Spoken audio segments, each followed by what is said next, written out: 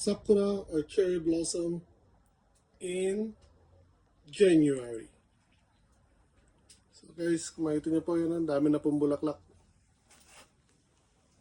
Yan po. So, puro bulaklak yan, no? January pa lang. Itong cherry blossom ko, naglabas na po ng bulaklak. Yan po. So, bakit maagang naglabas ng bulaklak ang cherry blossom ko? Kasi po, may wood stove ako. Yan po. Andito sila sa loob ng mini greenhouse ko. Pasensya na makalat kasi ang dami kong mga halaman dito nakapasok sa loob ng talyer ko / mini greenhouse. So again, cherry blossoms po. Ayan o. January pa lang. Dapat makikita nyo yan by end of March.